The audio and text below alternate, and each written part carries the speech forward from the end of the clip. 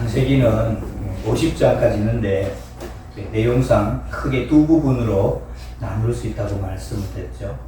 1에서 11장까지는 네 가지 큰 사건, 창조, 타락, 홍수심판, 인구분산. 12장에서 50장까지는 네 명의 인물, 아브라함, 이삭, 야곱, 요셉, 또 한 명을 더 들자면 유다라고 말씀을 드렸습니다. 이거는 이제 어디 가서도 언제든지 말할 수 있겠죠. 그래서 창세기를 이러면 확실히 말할 수가 있어야 됩니다. 우리 지금 창세기 보고 있으니까 창세기를 딱 끝내고 났을 때는 작은 절까지는 못 외운다 할지라도 전체 흐름을 정확하게 말할 수 있어야 되겠습니다. 다시는 이러면 우리 창세기 안 볼지도 몰라요. 우리 본문 가지고. 그렇기 때문에 창세기는 여러분 집에서 읽는다 할지라도 스스로 이제 말씀을 충분히 이해할 수 있을 때까지 그렇게 하셨으면 좋겠습니다.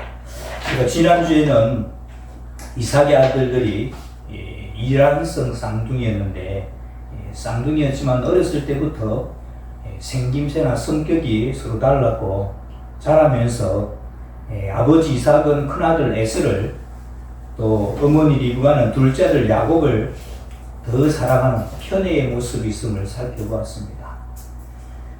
또 몇 초 늦게 태어난 야곱이 형 에스가 배고플 때를 이용해서 팥죽 한 그릇으로 장자의 명분을 사는 모습도 봤습니다. 오늘은 야곱이 이 어머니 리브가의 도움을 받아서 아버지 이삭을 속이고 형 에스가 받을 장자의 축복을 가로채서 대신 받게 되는 모습이 나옵니다. 오늘 본문을 보기 전에 큰아들 에스가 가정을 꾸린 모습을 먼저 보겠습니다. 26장, 창세기 26장 34절, 35절입니다. 창세기 26장 34절, 35절. 에스가 40세에 해 족속 베리의 딸 유딧과 해 족속 엘론의 딸 바스맛을 아내로 맞이하였더니 그들이 이삭과 리브가의 마음에 근심이 되었더라. 이런 거 여러분 한두 구절이지만은 이렇게 분명하게 기록하고 있는 게 이유가 있는 것이죠.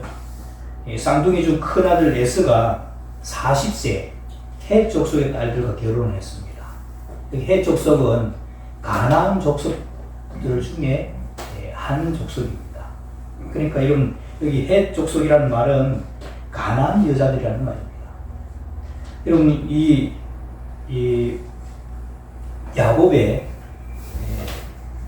또 에서의 할아버지 아브라함은 자기 아들을 가나안 딸들과 결혼시키지 않기 위해서 그 이삭의 아내를 구하기 위해서 저 멀리 하란까지 종을 보내서 구해오게 했는데 에서는 그냥 가까이에 있는 가나안 여인 헷 족속의 딸들과 결혼을 했다는 겁니다. 문제는 염려스러웠던 결혼이 결국 아버지 이삭과 어머니 리브가의 마음에 근심이 되었다는 말입니다. 무슨 문제였는지 구체적으로 이렇게 성경이 밝히지는 않지만은 며느리가 시부모의 마음에 들지 않았다는 말이죠.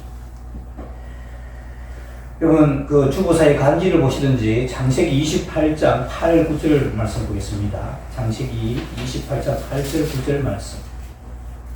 에서의 가정에 대한 언급이 한 번 더 나옵니다. 우리 8절을 제가 보고 여러분들이 9절 보겠습니다. 에스가 또 본즉 가나안 사람의 딸들이 그의 아버지 이삭을 기쁘게 하지 못하는지라.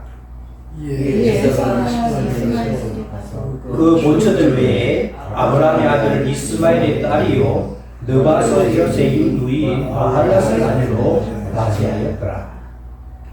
결혼이라는 것이 집에 새로운 사람을 들이는 것인데 이 에서가 결혼한 이 가나안 여인들이 자기를 좋아하는 아버지 이삭의 마음에도 들지 않았음을 보여주고 그 마음에 들게 해보려고 본처 외에 이스마엘의 딸을 아내로 맞이해보는 그런 모습을 볼 수가 있습니다. 이런 배경하에서 오늘 본문을 보시면 좋겠습니다.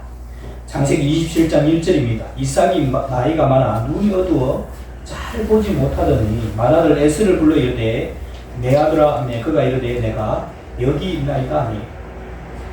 여러분 몸이 1,000냥이면은 눈이 900냥이라는 말이 있습니다. 그만큼 여러분 눈이 중요하다는 말이죠. 그래도 이삭도 나이가 많아져서 눈이 어두워서 잘 보지 못하는데 노안은 어쩔 수 없습니다. 저도 50 조금 넘어가니까요. 보통 우리 이제 어른들, 특히 교수님들 그런 경우 많죠. 강의하다가 안경 벗었다가 썼다 이런 말 보잖아요. 저도 그렇게 되는 거예요. 보니까 이 글자가 안 보이는 거예요. 평상시 이렇게 안경을 보면 글자가 안 보이는 거예요. 그러니까 지금은 다 초점을 해서 지금 그래서 안경을 갔더니 어쩔 수가 없다는 거예요. 노안은 어쩔 수가 없다는 거죠. 그래서 이 나이가 들면 어쩔 수 없이 눈이 안 좋게 되는 건 사실인데, 이삭도 나이가 많은데 눈이 얼마만큼 안 좋았느냐, 우리가 나중에 스토리를 통해서 보면 알겠지만은 바로 앞에 있는 사람, 손으로 만지면서도 바로 앞에 있는 사람을 구별하지 못할 정도로 눈이 깜깜했다는 것입니다. 거의 이제 맹인에 가까웠다고 볼 수 있겠죠. 큰아들을 불러서 이야기를 합니다. 아마도 눈이 안 보이니까 죽을 날이 얼마 남지 않았다고 생각한 것 같습니다. 2절 이삭이 이르되 내가 이제 늙어 어느 날 죽을는지 알지 못하니 그런즉 네 기구 곧 화살통과 화살을 가지고 들에 가서 나를 위하여 사냥하여 내가 즐기는 별미를 만들어 내게로 가져와서 먹게 하여 내가 죽기 전에 내 마음껏 내게 축복하게 하라. 여러분, 이삭이 눈이 보이지 않으니까 금방 죽을 것이라고 생각했지만은 앞으로 이삭은 거의 50년 가까이를 더 삽니다. 눈이 이렇게 좋지 않은 채로 50년 가까이 더 삽니다. 이건 계산을 해보면 그게 나옵니다. 자기가 죽는다고 생각하니까 아들에게 축복을 하려고 생각하는데, 문제는 큰 아들만 불렀다는 것입니다. 둘째 아들은 아들이 아니냐는 것이죠. 나중에 여러분 이 야곱이 이제 그 요셉의 아들, 즉 자기의 손자들을 위해서 기도할 때는 므낫세가 큰 아들이고 에브라임이 둘째 아들인데, 이제 큰 아들을 오른쪽에 데려오고 작은 아들을 왼쪽 편 데려오죠. 이렇게 하면 맞는데 야곱은 손을 어긋맞게서 이렇게 축복을 합니다. 그리고 아이고 아버지 방향이 잘못됐어요. 눈이 안 좋으신 것 같은데 방향이 잘못됐어요. 이렇게 하는데 알면서 그렇게 해요. 근데 이 둘째 아들 축복해야 안 해요? 축복하죠. 근데 이 이삭은 무슨 일인지 에서만 부르고 야곱은 축복의 자리에 부르지 않았다는 사실입니다. 저는 이게 문제의 근원이라고 봅니다. 편애의 정도가 심했다는 것이죠. 자녀들 중에 좀 더 마음에 가거나 신경이 더 쓰이는 그런 자녀들이 있을 수가 있죠. 막내는 막내라서 또 더 이쁘고, 또 큰아들은 큰아들이라서 더 듬직하고 이런 게 있습니다. 그런데 다른 아들을 싫어하는 것 같이 좋아하는 아이만 챙긴다면 그것은 또 문제가 되는 것이죠. 5절입니다. 이삭이 그의 아들 에서에게 말할 때 리브가가 들었더니, 또 이제 리브가가 듣습니다. 에서가 사냥하여 오려고 들로 나가매 리브가가 그의 아들 야곱에게 말하여 이르되 내 아버지가 내 형 에서에게 말씀하시는 것을 내가 들으니 이르기를 시기를 나를 위하여 사냥하여 가져다가 별미를 만들어 내가 먹게 하여 죽기 전에 여호와 앞에서 내게 축복하게 하라 하셨으니, 리브가가 이삭이 에서에게 큰아들에게만 말하는 사실을 다 들었다는 것이죠. 어쩌면 비밀 같은 이야기를 자기가 사랑하는 아들 야곱에게 다 말을 또 해줍니다. 5절에 보시면 이삭이 그의 아들 에서에게 이렇게 돼 있고, 6절에도 보면 리브가가 그의 아들 에서에게 야곱에게 돼 있죠. 우리나라 말로는 똑같이 그의 아들이라고 되어 있는데 영어나 원문에는요 여기 그의 아들, 그가 다르게 표현되어 있어요. 5절에 이삭이 그의 아들은 his son입니다. 그 이삭의 아들이라는 거예요. 그리고 6절에 리브가가 그의 아들 할 때는 her son입니다. her son. 그녀의 아들입니다. 그러니까 이 에서는 이삭의 아들이라고 생각하고 자기 아들이라고 생각하고, 그러니까 우리 집에도 남자애들이 있으면 재민이는 내 아들, 아빠 아들, 정미하고 헤맨이는 엄마 아들 이렇게 했다는 겁니다. 그 성경이 그렇게 기록하고 있는 거예요. 그래서 이 야곱은 리브가의 아들이라고 생각하는 것이고 에서는 이삭의 아들이라고 생각하는 것이죠. 그리고 자기 아들만 챙기려고 한다는 것입니다. 편의의 수준이 선을 넘고 있는 것이죠. 야곱에게 비밀을 다 이야기한 후에 리브가가 이제 계획을 꾸미죠. 8절입니다. 그런즉 내 아들아, 내 말을 따라 내가 내게 명하는 대로 염소 떼에 가서 거기서 좋은 염소 새끼 2마리를 내게로 가져오면 내가 그것으로 내 아버지를 위해서 그가 즐기시는 별미를 만들리니 내가 그것을 네 아버지께 가져다 드려서 그가 죽기 전에 내게 축복하기 위하여 잡수시게 하라. 리브가의 계획은 이렇죠. 에서가 사냥하러 간 사이에 야곱이 염소를 잡아오면 내가 그것으로 아버지가 좋아하는 별미를 만들어 주겠다는 것입니다. 그리고 에서가 아닌 네가 직접 들어가서 음식을, 별미 음식을 아버지에게 가져다 드리고 네가 대신 축복을 받으라는 것이죠. 그 사냥하러 간 그 사이에 일을 하라는 겁니다. 이 야곱도 아주 야망이 있는 그런 모습입니다. 보통 사람들 같으면 그건 아버지를 속이는 거잖아요. 그걸 못합니다. 이렇게 할 텐데 그렇게 하지 않고 오히려 동조하는 자세를 취합니다. 지금 생김새가 달라가지고 이렇게 하면 바로 들통이 납니다. 11절이죠. 야곱이 그 어머니 리브가에게 이르되 내 형 에서는 털이 많은 사람이요 나는 매끈매끈한 사람인즉 아버지께서 나를 만지실진데 내가 아버지의 눈에 속이는 자로 보일지라 혹은 고사하고 저주를 받을까 합니다.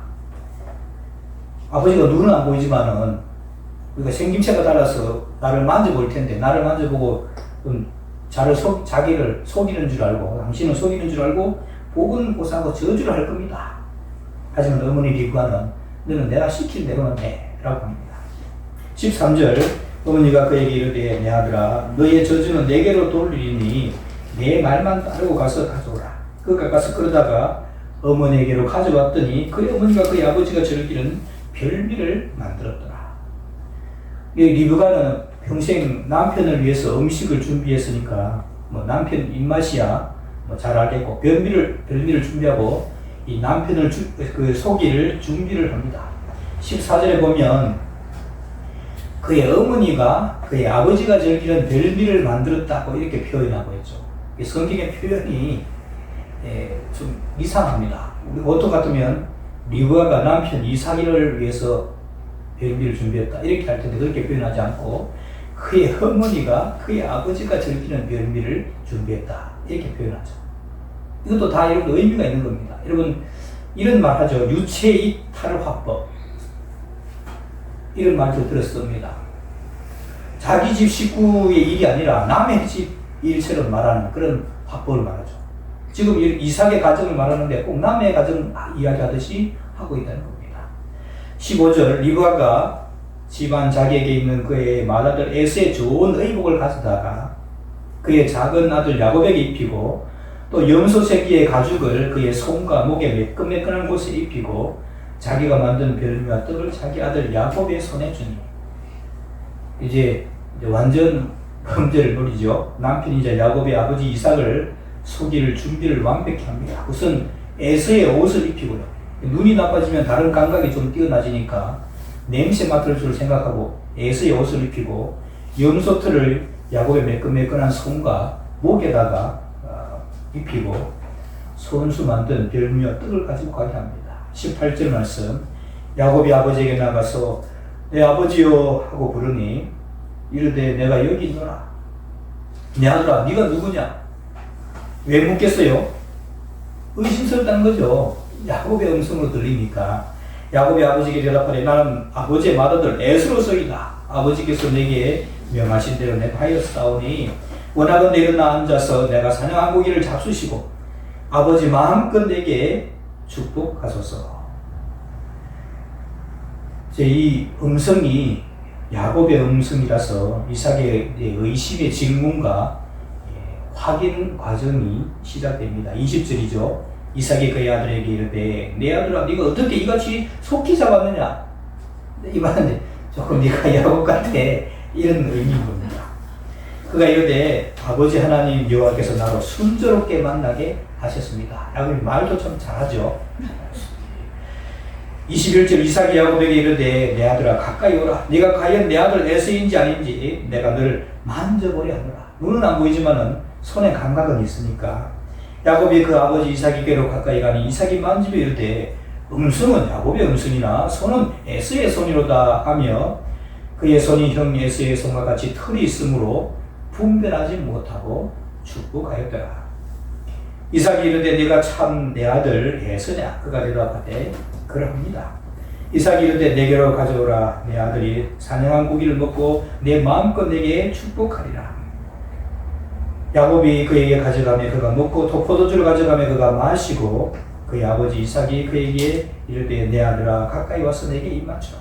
이 이삭이 그 예전부터 고기를 좋아하는 겁니다. 고기를. 특히 이제 아들이 사냥한 고기 이걸 참 좋아하는 미식가였던 것이죠. 그래서 이제 이 에서를 더 좋아하고 사랑했던 것이죠. 27절에 그가 가까이 가서 그에게 입맞추니 아버지가 그의 옷에 향치를 맡고 그에게 축복하여 이르되 내 아들의 향치는 여호와께서 복주신 밭의 향치로다.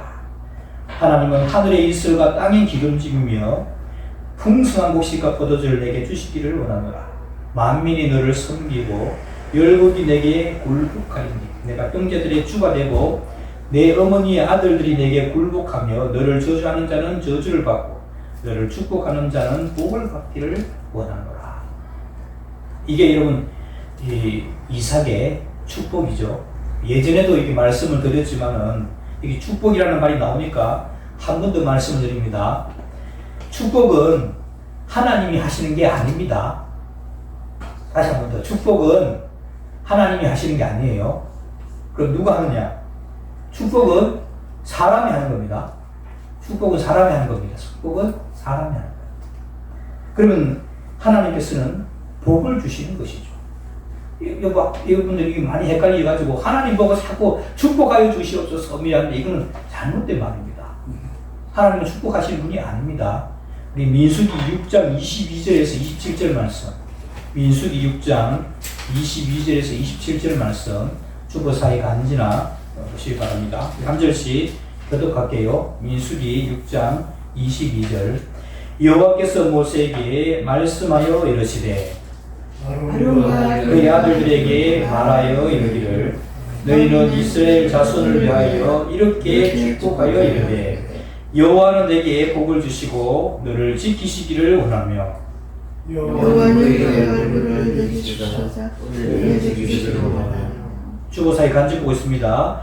여호와는 그 얼굴을 내게로 향하여 드사 평강 주시기를 원하노라 할지니라 하라.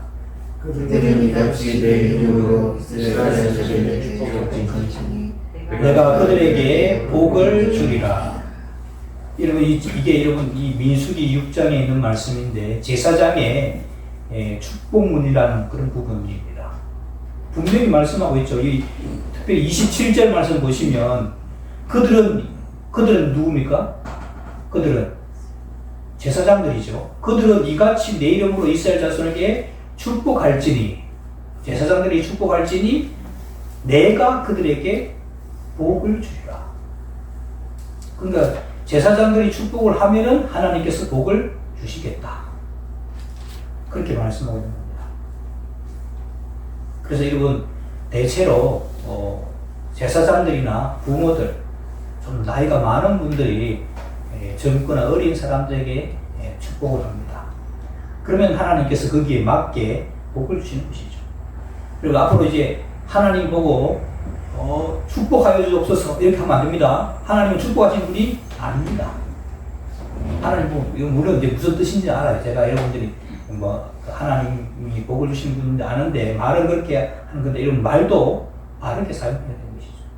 축복이란 말이 복을 빈다는 것인데 하나님은 축복하여 주시옵소서 그러면은 하나님보다 더 높은 분이 계시다는 말입니다. 그러니까 하나님이 더 높은 어떤 분한테 복을 빌어주는 그게 말이 안 되는 거예요. 그래서 하나님은 복을 주시는 분입니다. 제가 이렇게 하는 거 있죠. 이 유창호 성도님 연세가 많으신데 저 성도님 복을 주십시오. 이게 축복하는 겁니다. 이게 축복하는 거예요. 그렇게 하면 하나님께서 복을 주신다는 것이죠. 30절입니다. 이삭이 야곱에게 축복하기를 마침에 야곱이 그의 아버지 이삭 앞에서 나가자 곧 그의 형 에스가 사냥하려 돌아온지라. 그가 별미를 만들어 아버지에게로 가지고 가서 이르되 아버지여 일어나서 아들이 사냥한 고기를 잡수시고 마음껏 내게 축복하셨습니다. 타이밍이 정말 절묘하죠. 아버지 이 축복을 다 받은 야곱이 나가자마자 에서가 다 왔다는 것입니다. 에서가 별미를 만들어 금방 야곱이 한 절차 그대로 똑같이 따라합니다. 32절 그의 아버지 이삭이 그에게 이르되 너는 누구냐? 금방 축복 다 했는데 또 와서 이제 아버지 이렇게 와서 내게 축복하십시오 하니까 너는 누구냐? 그가 대답하되 난 아버지 아들 곧 아버지의 맏아들 에스로서이다. 이삭이 심히 크게 떨며 이르되 그러면 사냥한 고기를 내게 가져온 자가 누구냐? 네가 오기 전에 내가 벌써 다 먹고 그를 위하여 축복하였은즉 그가 반드시 복을 받을 것이니라. 에스가 그의 아버지의 말을 듣고 소리 질러 슬피 울며 아버지에게 이르되 내 아버지여 내 아버지 내게 축복하소서 내게도 그리하소서. 이삭이 이르되 아까 그 음성이 야곱의 음성이더니 네 아우가 와서 속여 네 복을 빼앗아도다. 36절 에스가 이르되 그의 이름을 야곱이라 함이 합당하지 아니합니까? 이 야곱이란 말이 속이는 자 뜻이 그가 나를 속이고 이것이 두 번째입니다. 전에는 나의 장자의 명분을 빼앗고 이제는 내 복을 빼앗았습니다. 또 이르되 아버지께서 나를 위하여 빌복을 남기지 아니했습니까? 이삭이 에서에게 대답하여 이르되 내가 그를 너의 주로 세우고 그의 모든 형제를 내가 그에게 종으로 주었으며 곡식과 포도주를 그에게 주었으니 내 아들아 내가 내게 무엇을 할 수 있으랴? 에서가 아버지에게 이르되 내 아버지여 아버지가 빌복이 이 하나뿐이니까 내 아버지여 내게 축복하소서 내게 그리하소서 하고 소리를 높여 오니 그 아버지 이삭이 그에게 대답하여 이르되 어쩔 수 없이 이제 축복 비슷한 걸 하는데 저 내 주소는 땅의 기름짐에서 멀고 내리는 하늘 이슬에서 멀을 것이며 너는 칼을 믿고 생활하겠고 네 아우를 섬길 것이며 내가 매임을 벗을 때는 그 멍에를 내 목에서 떨쳐버리리라 하였더라. 저주에 가까운 그런 축복을 하는 것이죠. 41절 그의 아버지가 야곱에게 축복한 그 축복으로 말미암아 에서가 야곱을 미워하여 심중에 이르기를 아버지를 복할 때가 가까웠은즉 내가 내 아우 야곱을 죽이리라 하였더라. 야곱이 축복을 가르친 것 때문에 에서가 화가 났습니다. 이 에서는 성격도 털털한 사람이어서 웬만하면 화를 안 내는 사람인데 지금 화가 많이 난 겁니다. 에서는 이런 감정을 숨기지 못하죠. 아버지가 돌아가실 때 됐는데 아버지 돌아가시면 야곱 너도 죽었다 하면서 씩씩거리는 것입니다.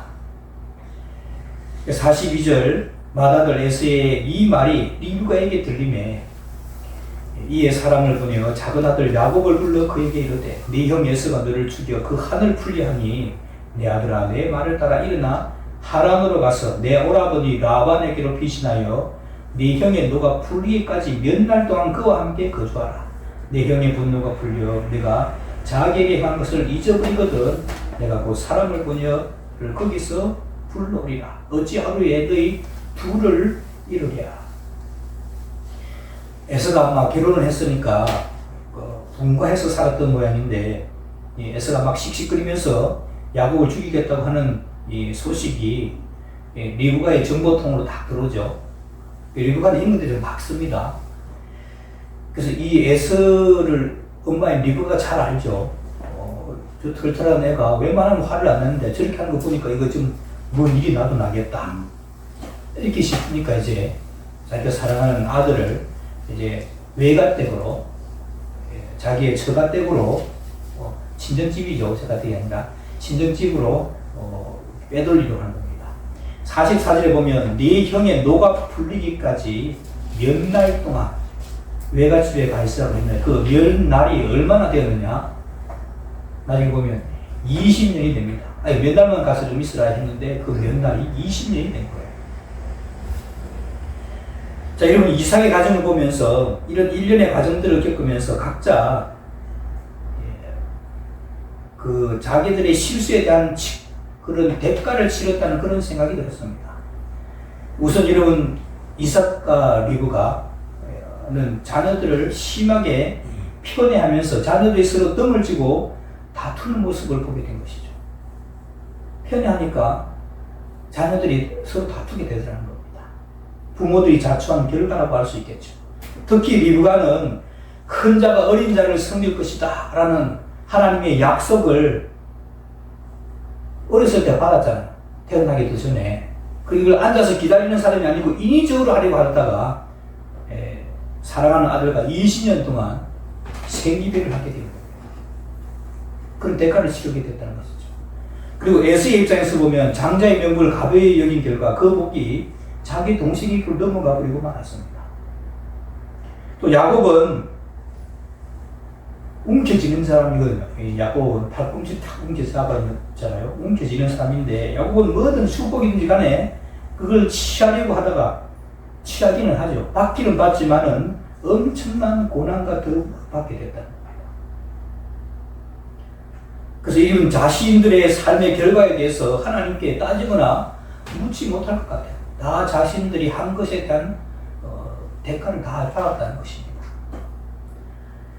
여러분, 약속을 받은 이 아브라함의 아들 이삭의 가정에서 아무런 문제가 없을 것 같았는데 이삭의 가정도 문제가 있었다는 겁니다. 여러분, 아브라함 가정 우리가 봤잖아요. 저는 이 창세기 말씀 쭉 살펴보면서 아브라함 가정에 이런 문제가 있었어요, 없었어요? 믿음의 조상 아브라함 문제 있었어요, 없었어요? 있었어요. 세밀하게 살펴보니까 그 막 중간중간에 보면은 아브라함 가정의 문제도 보이고 이삭의 가정의 문제도 보이는 겁니다. 성경에서 많이 생략하고 건너뛰었지만 그 문제들이 보인다는 것이죠. 자녀들 때문에 속이 썩기도 하고 이런저런 일들로 갈등합니다. 그래서 저는 지금까지 아브라함과 이삭의 가정을 보면서 사람 사는 것은 비슷한 것보다 믿음의 조상 아브라함도 그렇게 순종과 양보의 아이콘인 이삭의 가정도 어려움이 있구나 하는 것을 느꼈습니다. 그래서 조금 위로가 된 거예요.